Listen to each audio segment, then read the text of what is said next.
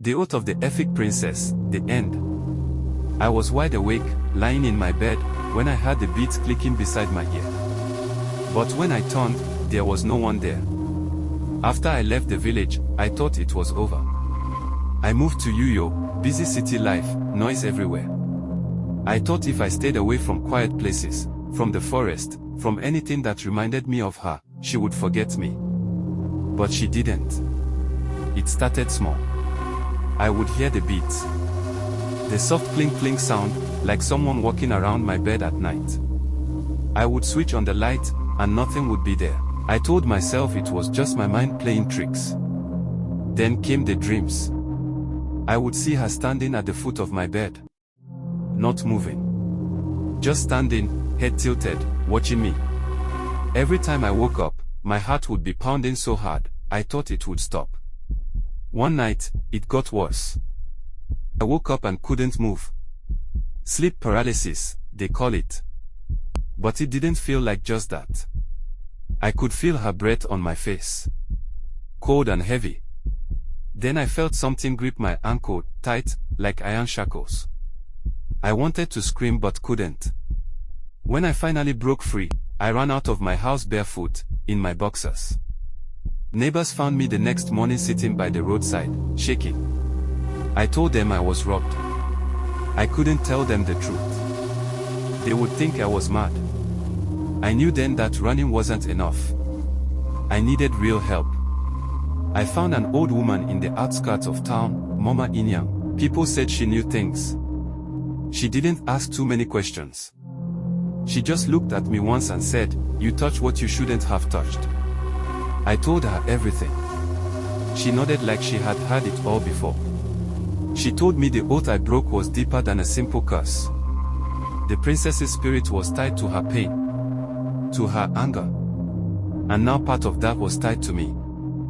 You owe her a debt, Mama Inyang said. Until you pay it, she will not stop.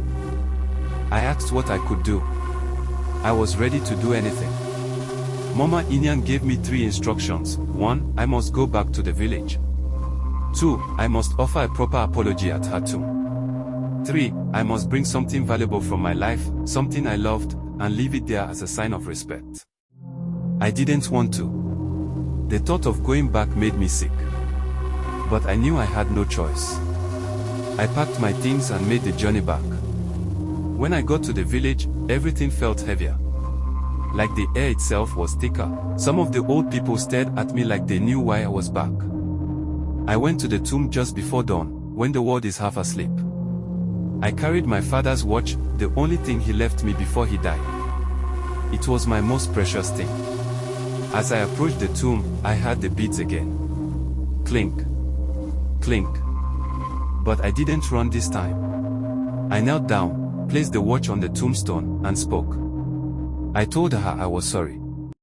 That I didn't mean to disturb her rest. That I respected her pain. I stayed there for what felt like hours, waiting. Then the wind picked up. But it wasn't normal wind. It circled me. Tight. I shut my eyes. I felt something brush my forehead, like a hand.